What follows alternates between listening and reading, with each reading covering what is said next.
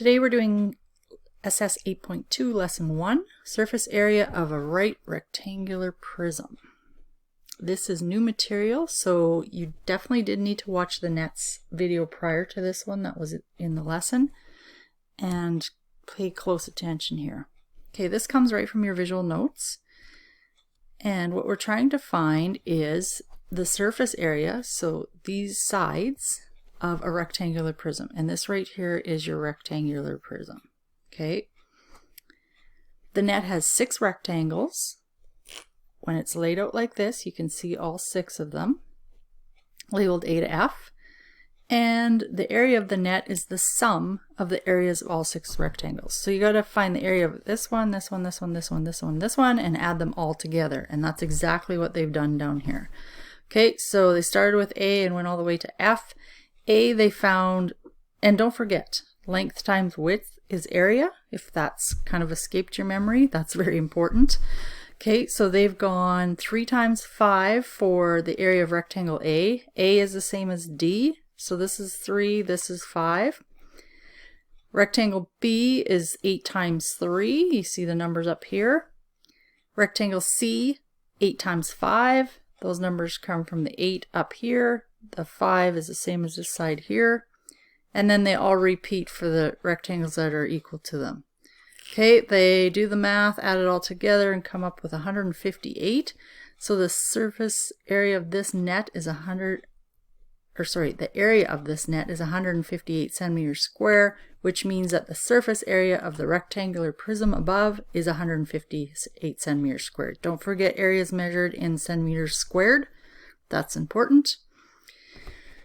So the surface area of an object is the sum of all its faces. That's what we've just done. We can use a net to find it. And you need to realize there's 3 pairs of congruent rectangles. So B and E are congruent, C and F are congruent, A and D are congruent. So what you can do to shorten this up is take 2 times the area of rectangle A, 2 times the area of rectangle B, 2 times the area of rectangle C, instead of writing all of this out. Okay, and I will show you that when I do my rectangular prism. I'm going to label the 3 rectangles. Again, if we folded this out into a net, there would be 6, right? So we're finding area, which is length times width. So here we have rectangle A will be 12 times, we need this side, that will be the same as that one.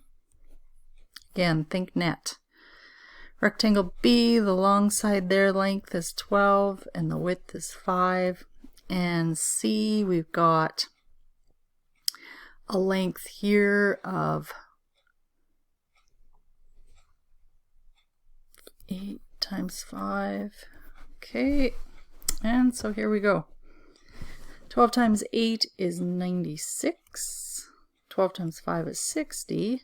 8 times 5 is 40. So we've got the 3 that we need, and we know that these each have a congruent side to them, face. So our surface area is going to look like this. 96 times 2, we'll put the 2 first, plus 2 times 60 plus 2 times 40.